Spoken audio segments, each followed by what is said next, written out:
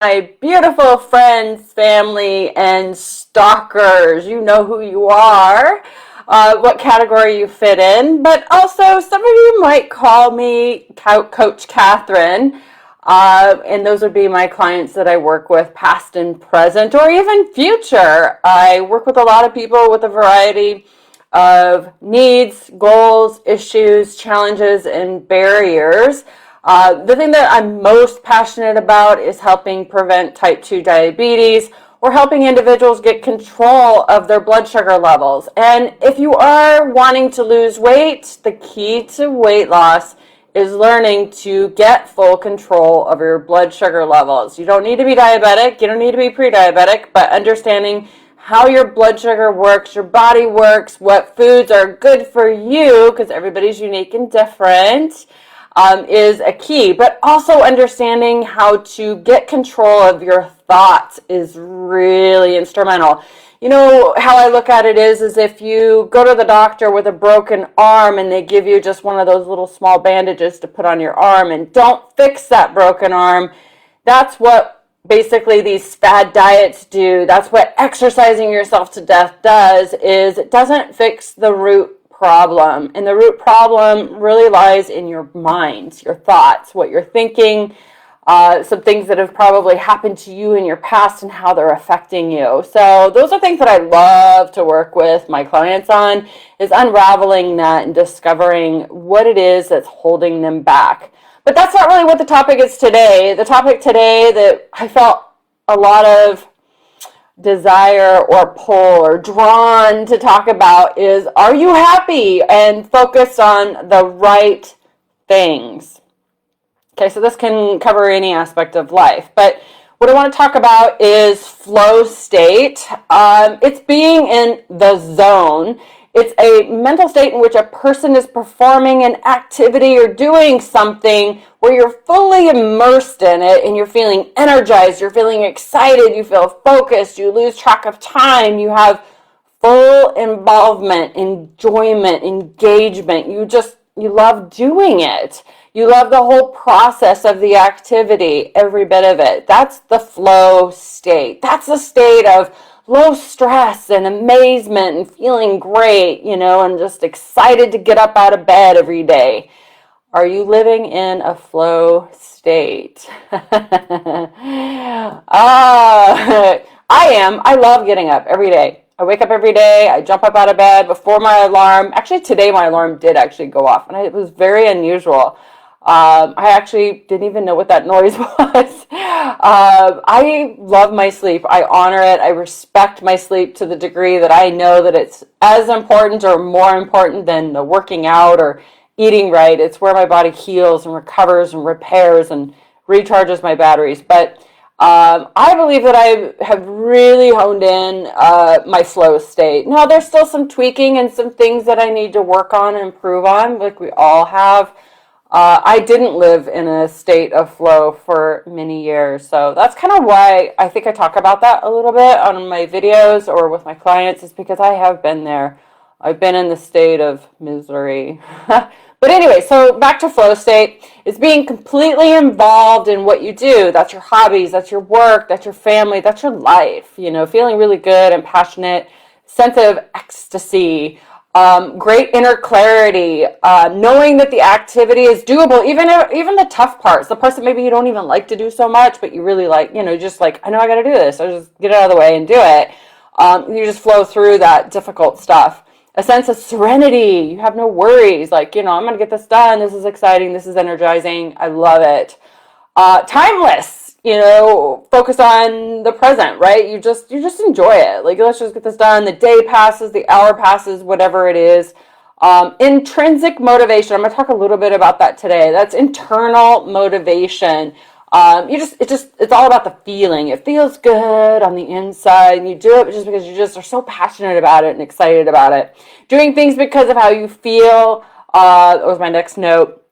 Reducing your weight because you will feel better on the inside. It'll feel better. You'll get more enjoyment out of life. It's more exciting. It feels good. It's all that focus of the internal stuff. So playing with our kids or our pets because it makes us happy. It's not because we have to do it or a chore. It's funny. One of the questions I asked before booking a call with me, it's a whole bunch of, I should have had that list up, but one that people always, not always, most always choose is I have to do this. I almost pinpoint that. I actually had a call today with somebody that pinpointed that, and I was just like, and I almost addressed it on the call, but it was just like the call just kind of over and over again was like they were not fully there. They were not fully 100% wanting to change, right? I have to change. Yeah, it's not that. You have to want to change. Because if you don't want to change, you're not going to fulfill everything that I tell you that you need to do. You're just like, I have to do it. Somebody else is telling me to do it. Someone's nagging me to do this. So you really have to want to. Working out because you want to inspire others to feel good too. Probably like your family, your friends, the people around you. You want to connect with other people. You want to meet people. You want to be a part of something bigger, gain more energy. I guess CrossFit's a great example. Zumba, Orange Theory, all these different circuit trainings where you're kind of with a bunch of group of people that you see regularly. That's really cool. I love that energy too. I love being in an environment that, like my favorite all-time gym. I've been in lots of gyms. I've been in mini gold gyms. I've been in CrossFit gyms. I've been in mini gyms. And my ultimate favorite one is the Las Vegas Athletic Club. Doesn't matter when you go. It's a 24-hour gym. No matter when you go, people are there. Beautiful people everywhere, just hammering out the the weights and look amazing and incredible, and they just have so much energy and glow, and they feel, you can just see the energy, and it just gives me so much excitement. But working out to inspire others, right? That's why I do it. I currently don't have a gym membership, but one of the things that I love doing is just walking by someone and saying, good job today, and just keep going. No other small talk, no other, anything, just, hey, good job today. It feels good inside when you do that, and you watch them light up too, and you watch them go do a little bit more than probably what they would have done. That to me is incredible. I also love getting messages from people telling me that I've inspired them or have in the past, and finally they get the courage to message me. But reading because you deeply enjoy the topics. This is all intrinsic stuff that I'm actually covering. But, reading because you deeply enjoy the topic. You want to learn. You want to teach this skill to someone else. That's great. That's all beautiful. These are the flow state. So the opposite would be a materialistic state. Overly concerned about what other people think of you. So this will come up with being afraid to go to a gym because you're afraid of what other people think of you. Screw that. Screw what other people think. Go or don't go. Whatever. It's your choice. I don't have a gym membership right now. I miss it. But reality is you don't have to have a gym membership to look and feel amazing. So if you're worried about people judging you, other people's opinions, what your clothes are like, you're wanting to have the latest, greatest fashion trends, your success or not success really drives you, your actions, your ability, seeking others' approval or praise. This all falls underneath the materialistic category. But stop and ask yourself, are you living in a world where you're driven by what other people think of you? Is that what's really driving you? Really? Or is that, no, no, stop. Are you doing what deeply interests you? Right? I have two teenage daughters, and I often ask them, well, what do you want? What do you want? What do you want? Because they have so many decisions throughout the day, constantly, all the time. All these friends and schoolwork and work and different things that are pushing and pulling on them constantly. Looking and watching them at this age, I'm like, oof, that's a lot. But, they're faced with torn in between two decisions constantly, all the time. And I'm like, I always ask them, and it's so fun when I ask them, what do you want? And then I watch them make that decision that is actually intrinsic to them. I think it's beautiful. I'm like, oh, they made the right decision. I see them make the other decision too sometimes, and I'm like, not doing what you want to do, but that's all right. I can't control that. That's their life. They'll figure it out on their own. But what is driving you? Is it what other people think of you, or are you other people's interests driving you? With people are you doing things that with people that you love and appreciate you for being perfectly imperfect, right? We're all perfectly imperfect. There's no perfect people out there. I'm sorry. You're not perfect. Get over yourself. People love to connect with others that share vulnerabilities. Not perfect, not competitive, not always trying to be the best, or trying to one-up you. Nobody wants to be around that type of person. We all know those type of people too. If your self-esteem and self-worth is contingent on how much money you have, how big your house is, how new or fancy your car is, how perfect your body looks, you are forced to constant intrinsic value of comparisonitis. It's kind of a tongue twister.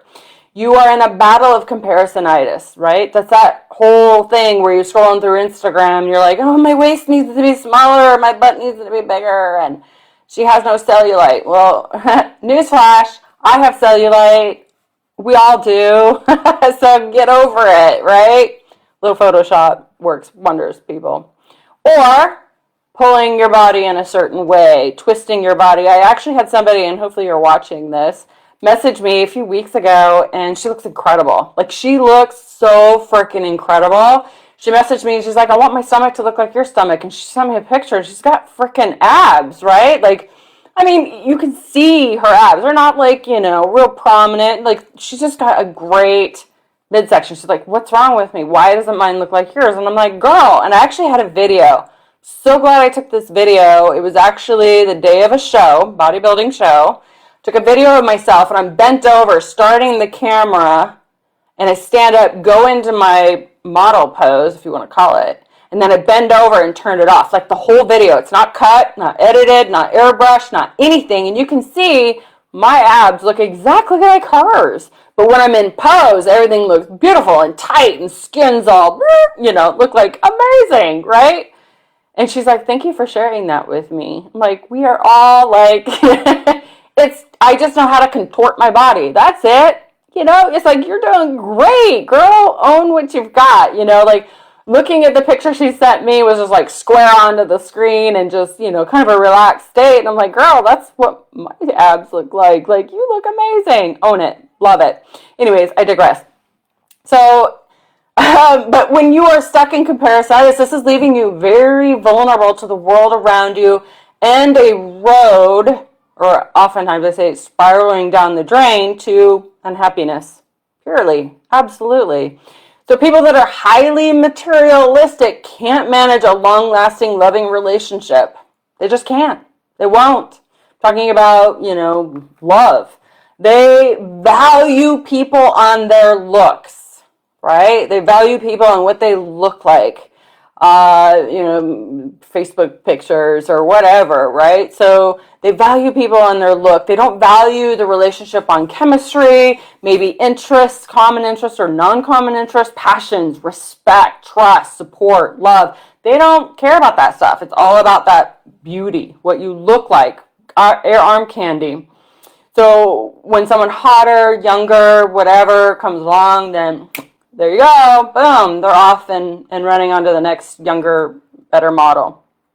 So this flow and materialistic mindset can apply to foods we eat, the foods that we choose, right? So what I wrote down was eating KFC chicken versus eating home-cooked chicken with a side of veggies is my comparison, right? So if you're driven to be superior, having amazing success, incredible success, accolades, awards, winning trips, etc., and you're completely out of balance, and I'll explain that in a minute, you will look for ways to make more time in your day, to work harder, achieve more. So you're going to reach for that quick, fast, nasty, horrible food. KFC, for instance, is filled with toxic chemicals, sodium, saturated fats, preservatives, because you're getting ahead, right? You're cutting corners, right? Costing you long-term health issues, shortening your lifespan, just because, well, you want to get ahead, right? You're materialistic. You're concerned about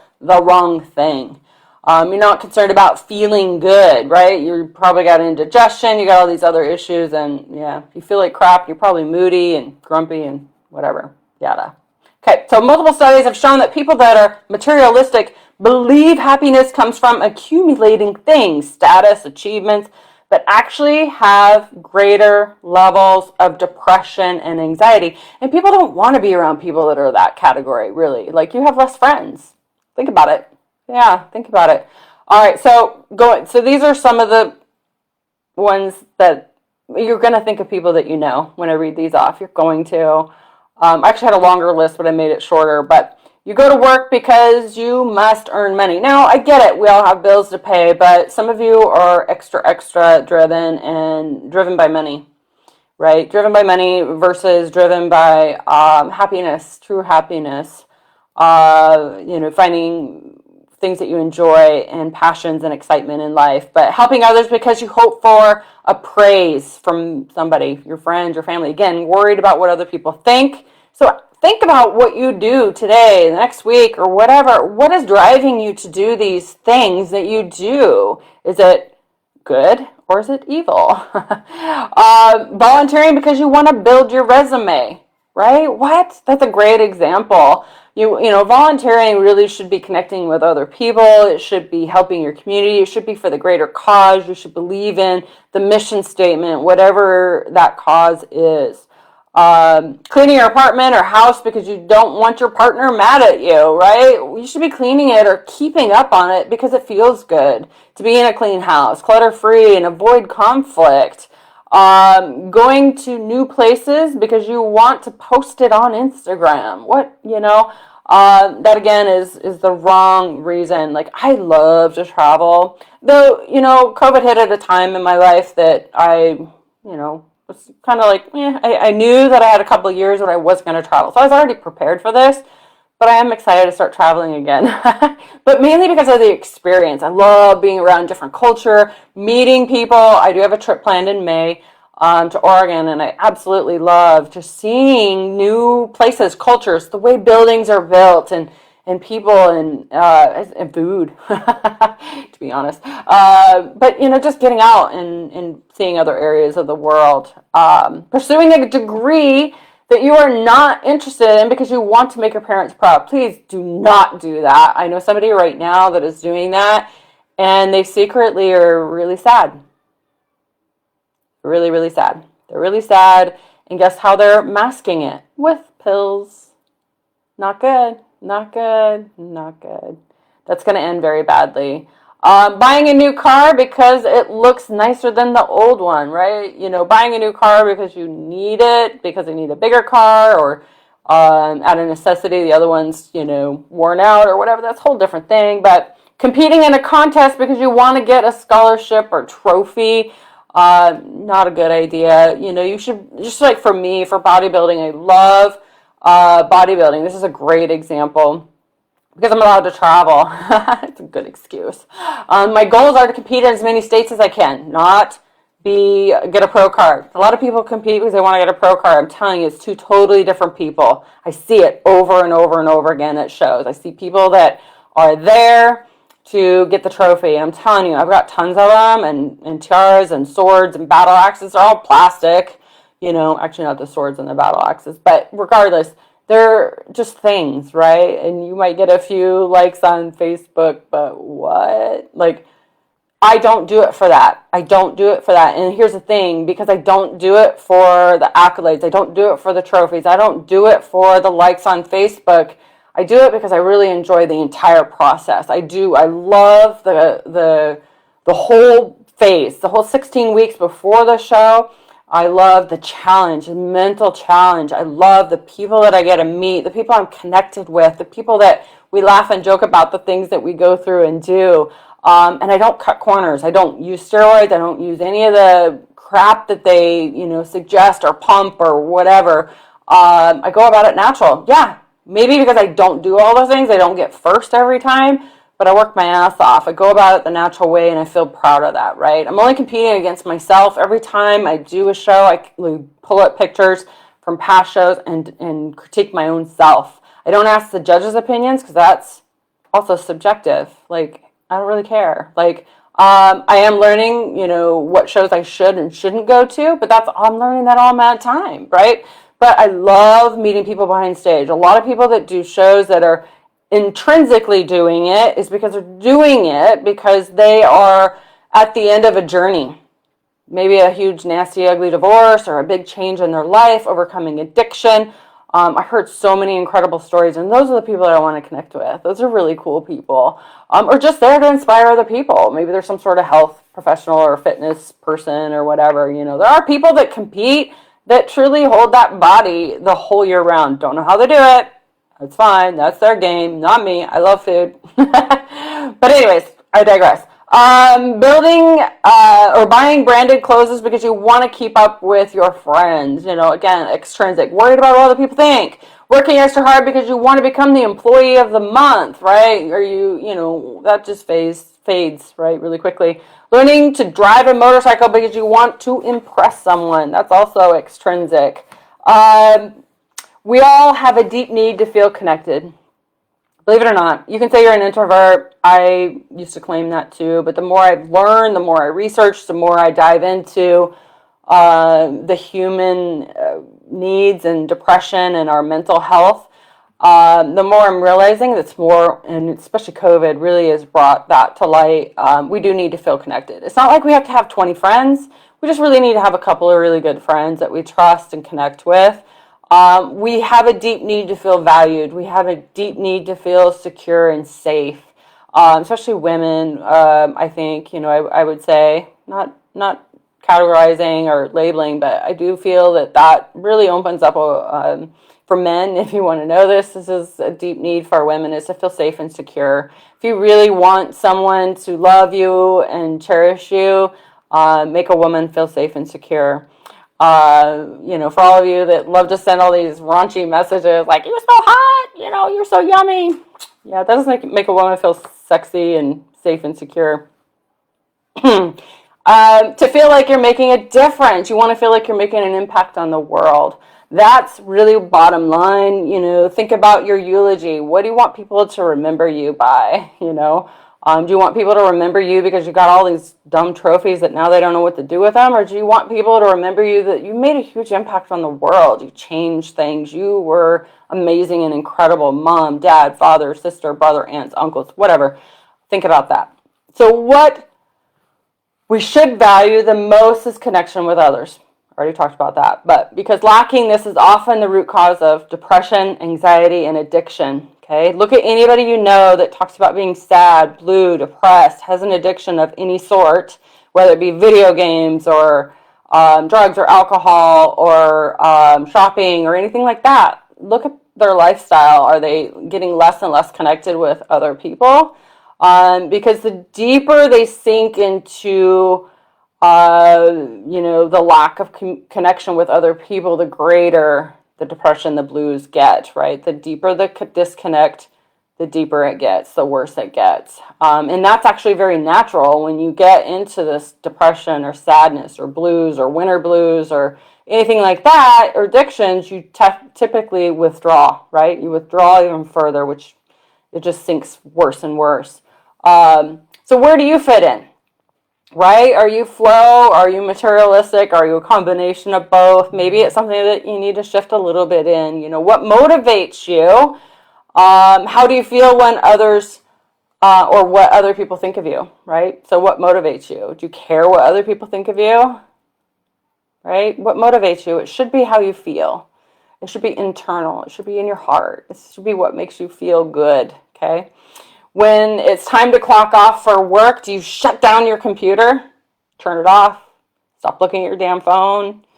When it's quitting time, do you stop? Do you set boundaries and hard stop rules for your work? You clock off, go home, make a healthy meal, help clean up the kitchen, play with the kids, play with the dog. Do you laugh? Do you play? Do you have fun?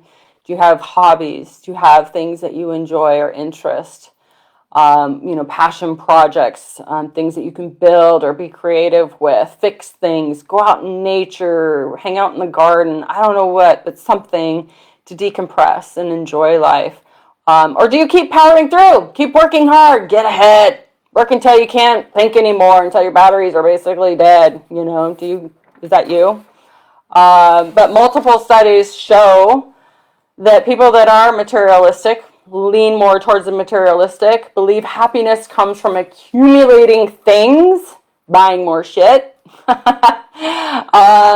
a higher status, more achievements, more trophies, but actually have a much greater chance of depression and anxiety. So remember that. So I was kind of going back to the thought of working and spending time with your family. You can't do both at the same time. So don't think you can. If you think you can, you're way wrong. Please stop doing that. Unplug, disconnect. Like for us, it's a no media zone at the table. That's a great rule. Somehow those devices do somehow start to like get on the table. And I'm like, whoa, let's like reconnect again, people. Like we all end up, when one person does it, then they're like, well, that's acceptable. Then another one does. Unplug, disconnect, and talk to one another. Your family, loved ones, and friends will see and feel that you are disconnected. So focus on your job and your career and your business during business time. But if you believe you're a master of multitasking, well, you're not. Your family, your relationships, and your connections are suffering, and you don't want that. So I do believe, I will end this. I know this is a lot longer than I normally go, but I was just so excited about this topic. But our culture is to blame. That's my personal feeling. I feel that there's a tremendous pressure on spending more time working, educating ourselves. I believe that our system is toxic. Our culture is as well. The lines are getting blurry between work and pleasure and fun. More work is seeping into it, especially with COVID and working from home. Like, is there a clear, defined area where you leave work, or are you working on the kitchen table? You need to have balance in your life. You need to balance your family, your friend, your fun. Learn to flow more. Truthfully, learn to flow more, have more flow in your life. But what category in your life are you lacking in? Is it your social life, your healthy eating? Is it your exercise? Is it fun? Is it recreation? Are you going to the doctor and taking care of yourself and lots of self-care? But how can you gain more balance and receive more satisfaction in life? Well, it's truthfully being more intrinsically involved in your life and loving life and finding your purpose, laughing every day, having fun every day, having enjoyment every day, connection with others. So I hope this was helpful. I'd love to meet you if I haven't met you, connect with you if I haven't connected with you, and support you and hold you accountable if that's what you need. So, all right, that's it today. I've been rambling way over my normal time. So thank you guys. I will see you next week.